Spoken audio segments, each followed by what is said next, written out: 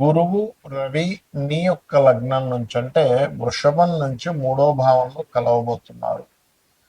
కలుస్తూ మౌఢ్యం కూడా ఏర్పడుతుంది.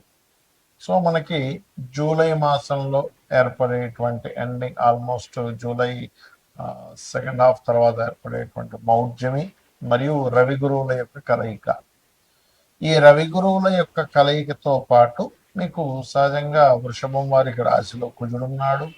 రెండవ స్థానంలో ఉండేటువంటి రవి జూన్ 16 తేదీకి అలా ఎంటర్ మళ్ళీ జూలై 17 తేదీకి వెళ్ళి రవి గురువుని కలుస్తున్నాడు. మరి చతుర్థ భావంలో కేతువు, పంచమంలో మనకి పంచమాధిపతి రెండవ స్థానంలో ఉంటున్నాడు. అదేవిధంగా గమనించుకున్నట్లయితే ఈ లాభంలో శని, ఈ దశమ స్థానంలో రాహు. ఈ యొక్క గ్రహస్థితిని అనుసరించి మీకు ఎలా ఉండబోతుంది, ఏ దేవత ఆరాధన చెయ్యాలి, ఎటువంటి విషయాల పట్ల మీ జాగ్రత్త వహించాలనేటువంటి అంశాలు చెప్తుంది నేనైనప్పటికీ చెప్పిస్తుంది సాక్షాత్ లలిత అమ్మవారిగా భావిస్తూ ఆ లలితాంబిక అమ్మవారి యొక్క అనుగ్రహం మీకు పరిపూర్ణంగా కలగాలని మనస్ఫూర్తిగా కోరుకుంటూ, ఇక్కడ ఎప్పుడైతే వృషభం వారికి వృషభం నుంచి మూడో భావంలో రవి గురువుల యొక్క కలయిక కలగబోతుందో, మూడుకి వెళ్ళక ముందు రెండవ స్థానంలో ఎప్పుడైతే రవి ఉంటాడో, ఈ 16 జూన్ నుంచి 16 జూలై వరకు ఉండే కాంబినేషన్ ఏమో మీరు ప్రాపర్టీస్ ఏదైనా తీసుకునే విషయాల పట్ల కాస్త జాగ్రత్తగా ఉండాలి. ఎందుకంటే ఇక్కడ ఎప్పుడైతే కుజుడు 12వ అధిపతి రాశిలో కూర్చున్నాడో, ఇది ఏదైనా ఒక ఆస్తి మీద, ఏదైనా ఒక వస్తువు మీద, వాహనం మీద కొనుగోలు చేయడం వల్ల వచ్చేప్పుడు ఒత్తిడినిస్తాడు. జూన్ 16 నుంచి జూలై 16 వరకు. జూలై 16 నుంచి ఎప్పుడైతే రవి గురువుల యొక్క కలయిక ఉందో, ఇది ఒక రకంగా చెప్పాలంటే కొన్ని గవర్నమెంట్ సంబంధించిన వర్క్లు అవ్వడానికి, కొంత మీ మాటకి విలువ పెరగడం కూడా జరుగుతుంది. కానీ మౌఢ్యమి సమయంలో మాత్రం ఎట్టి పరిస్థితుల్లోని అగ్రిమెంట్స్ అనేవి అస్సలు చేయకండి. మూడో భావం అనేటువంటిది అగ్రిమెంట్స్ చేయడము, కమ్యూనికేట్ చేసి ఎవరికైనా మెయిల్ పంపిస్తున్నాము, మెసేజ్ చేస్తున్నాము, ఎవరితో ఏదైనా మాట్లాడుతున్నాము, ముఖ్యమైనటువంటి పని, ఇటువంటి విషయాలలో కాస్త జాగ్రత్తగా ఉండాలి, గుర్తుపెట్టుకోండి. అలాగే మరొక విషయం ఏంటంటే, ఇక్కడ ఈ లాభంలో శని మంచివాడే, దశమంలో ఉండేటువంటి రాహు కూడా విదేశీ ఉద్యోగ యోగాలను కూడా ఇక్కడ కలిగిస్తున్నాడు. ఇక మీరు నిత్యము చేయవలసినటువంటి దేవతారాధన, గణపతి యొక్క ఆరాధన, విష్ణు సహస్రనామాల యొక్క శ్రవణము, మరియు గోవులకి గ్రాసము తినిపించడము, గోధుమ రవ్వ తినిపించడం ద్వారా ధన విషయంలో చాలా బాగుంటుంది. ఈ మౌఢ్యమి సమయంలో అసలు ఎలాంటి పనులు చేయాలి, అలాంటి పనులు చేయకూడదు చాలా మంది అడుగుతున్నారు. వివాహాలు, నిశ్చితార్థాలు, గృహ ప్రవేశాలు, గృహ ఆరంభాలు చెయ్యరు. ఇది మరి నార్త్ సైడ్ వాళ్ళకి వర్తించదు అంటారు, మనమే ఎక్కువగా ఇది పాటిస్తూ ఉంటాం. నార్త్ సైడ్ వాళ్ళు పట్టించుకోరు, కాకపోతే దాని ప్రభావం ఉంటుంది. ఎంతైనా కూడా మనకి వర్జము, దుర్ముహూర్తము, యమగండాలు ఇవన్నీ కొన్ని ప్రాంతాల్లో వర్తిస్తే, కొన్ని ప్రాంతాల్లో వర్తించినప్పుడు అలాగే మరి ఇది అలా అవుతుందా అంటారు చాలా మంది. కానీ ఇది అలా ఉండదు, యూనివర్సల్గా ఇది దాని ప్రభావం చూపిస్తూ ఉంటుంది. కాబట్టి నార్త్ వాళ్ళు కూడా ఇది పాటించాలి. వాళ్ళు పాటించట్లేదు కానీ పాటించాలి, అక్కడ నివసించే వాళ్ళు కూడా. ఎందుకంటే మనం చూడండి, ఇప్పుడు రాహుకాలం ఉంది, ఇక్కడ పాటిస్తున్నారు చాలా మంది. మీరు కనుక తమిళనాడులో కనుక నివాసం ఉన్నట్లయితే ఖచ్చితంగా రాహుకాలాన్ని అక్కడ పాటించాలి. ఇక్కడ ఉన్నప్పుడు వజ్రము, దుర్ముహూర్తము, అదేవిధంగా యమగండం పాటించాలి. కానీ ఈ మౌఢ్యమి సంబంధించినవి ప్రపంచం మొత్తం పాటించాలి. అయితే చాలామంది ఈ మౌఢ్యమికి కొన్ని తెలియని కొన్ని ఎలా అంటే రెగ్యులర్గా చేసేవి కూడా ఆపుతూ ఉంటారు. అంటే అలాగా ఉద్యోగం వచ్చింది, ఉద్యోగంలో జాయిన్ అవ్వాలి, మౌఢ్యమితో సంబంధం లేదు, అది మీ యొక్క జీవితానికి సంబంధించినటువంటి, మీ నిత్య జీవితంలో మీకు డబ్బులు రావాలంటే, కాబట్టి మౌఢ్యమితో సంబంధం లేదు, గుర్తుపెట్టుకోండి. అలాగే రెంటిల్లు మారుతున్నారు, పెద్దగా సంబంధమే ఉండదు మౌఢ్యంతో. కాకపోతే మౌఢ్యంలో అవాయిడ్ చేస్తే మంచిది, అంతేగాని పెద్ద తను లేదో వస్తుందని మాత్రం అనుకోకండి.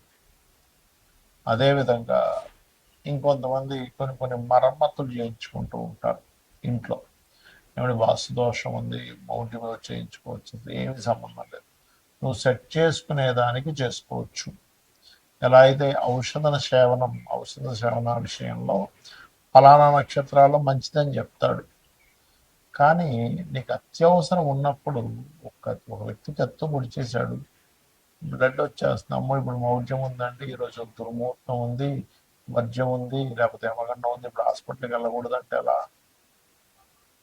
యాక్సిడెంట్ అయింది, వెంటనే తీసుకెళ్ళి వాళ్ళు అతను రిపేర్ చేయించాలి. అత్యవసర వస్తువుల్లో ధర్మం ఎలా అంటే మీకు ఆపద్ధర్మాలు కొన్ని ఉంటాయి, అలాంటి సందర్భంలో ఈ మౌఢ్యం సంబంధం లేదు.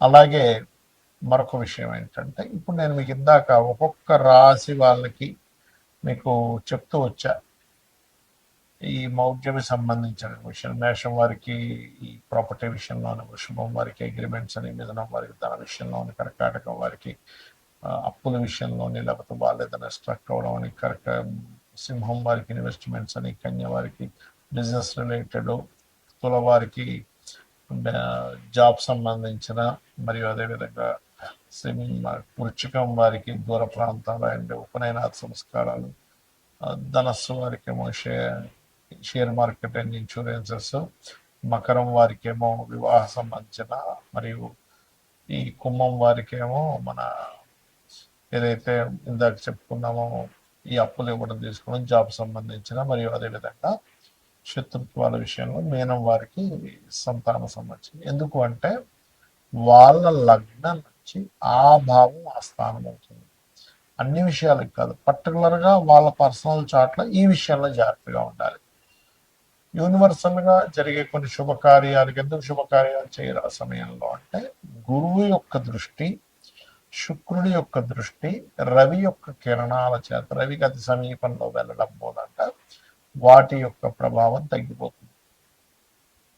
వాటి ప్రభావం ఎప్పుడైతే గురువు ప్రభావం తగ్గిపోయిందో అక్కడ కలిగేటువంటివి ఏమిటి, యూనివర్సల్గా జరిగేవేమిటి, బంగారం యొక్క ధర సంబంధించిన విషయంలో బాగా డౌన్ఫాల్ అవ్వడం ఆ సమయంలో, ఇంకా విచిత్రంగా ఫ్లక్చువేట్ అవ్వడం ధరల విషయంలో జరుగుతుంటుంది అనమాట ఆ టైంలో పర్టికులర్గా. అలానే మీరు చాలామంది ఏంటంటే, నేను చాలాసార్లు చెప్పాను, 1 year నుంచే చెప్తున్నాను, బాగా పెరుగుతుంటుంది, తగ్గుతూ ఉంటుంది, పెరుగుతుంది, తగ్గుతుంది, 50 సార్లు అనేది జరుగుతుంది, డోంట్ వరీ అని. ఇక్కడ చాలామంది చేసే మిస్టేక్ ఏంటంటే, వాళ్ళ జన్మజాతకాలలో రవి గురువులు పాడైపోయి ఉంటే తెలియక వాళ్ళు బంగారంలో ఇన్వెస్ట్మెంట్ చేస్తున్నారు. దానివల్ల తెలియకుండా హైలో ఉన్నప్పుడు కొనడం, తగ్గినప్పుడు అమ్మడం జరుగుతుంది. కాబట్టి నేను చెప్పేది ఒకటే గుర్తుపెట్టుకోండి, ఈ బంగారం విషయంలో కూడా ఈ మౌఢ్యమే ఫ్లక్చువేషన్స్ ఇస్తుంది. రవి గురువుని కంబస్ చేయడం వల్ల. అదేవిధంగా మరొక విషయం ఏంటంటే, ఇది జల సంబంధించిన విషయాలు, సునామీలు, ప్రపంచవ్యాప్తంగా కొన్ని ఈ ఆరోగ్య సంబంధించిన విషయంలో కూడా దీని యొక్క ప్రభావం పెరగనుంది ఈ కంబస్ట్ వల్ల. కాబట్టి అందరూ కూడా కాచి చల్లార్చిన నీటిని తాగండి, మరియు కాస్త నీటి ప్రాంతాల దగ్గరగా ఉండే వాళ్ళు కాస్త దూరంగా ఉండండి. అదేవిధంగా ఇది ఒక రకంగా చెప్పాలంటే ఒక జీవాత్మ సంయోగం అంటూ ఉంటారు. ఎవరికైనా ఈ కాంబినేషన్ ఉన్నప్పుడు వాళ్ళకి ఇంట్యూషన్స్ కూడా బ్రహ్మాండంగా పనిచేస్తాయి చెప్పాలంటే. ఒక డిగ్నిఫైడ్ నేచర్లో కూడా వెళ్తూ ఉంటారు. కాకపోతే ఏంటంటే, మనకి యోగము అంటారు జ్యోతిష్ శాస్త్రంలో. మన జన్మజాతకంలో కానీ గోచారంలో కానీ 2 గ్రహాల కలయిక, లేదా ఒక గ్రహం ఒక రాశిలో ఉన్నప్పుడు యోగము, ఒక గ్రహం ఒక నక్షత్రంలో ఉన్నప్పుడు యోగము, గ్రహంతో కలిసి ఉన్నప్పుడు ఇంకొక యోగం, 2-3 గ్రహాలతో కలిస్తే మరొక యోగం. ఇలా యోగము ఏర్పడి గోచారంలో ఇచ్చే రిజల్ట్స్ చాలా బలంగా ఉంటాయి, గుర్తుపెట్టుకోండి. యోగం ఏర్పడకుండా ఇచ్చేటువంటి రిజల్ట్స్ వేరు, 2 గ్రహాలు కలిసినప్పుడు వేరు. కాబట్టి మీరు ఏం చేస్తారంటే, మీకు జన్మజాతకం తెలియదు, అసలు ఏం చేయాలో అర్థం కావట్లేదు, మీ డేట్ ఆఫ్ బర్త్ లేదు, అలాంటప్పుడు కూడా ఏం టెన్షన్ పడకుండా సూర్యనారాయణమూర్తి యొక్క ఆరాధన, లలితా సహస్రనామాలు, వీలైతే లలితా సహస్రనామాల్లో సూర్య భగవాను చూస్తూ ఓం భానుమండల మధ్యస్థ భైరవి భగవాన్ నమః మంత్రం చేయండి, అన్ని విధాల బాగుంటుంది.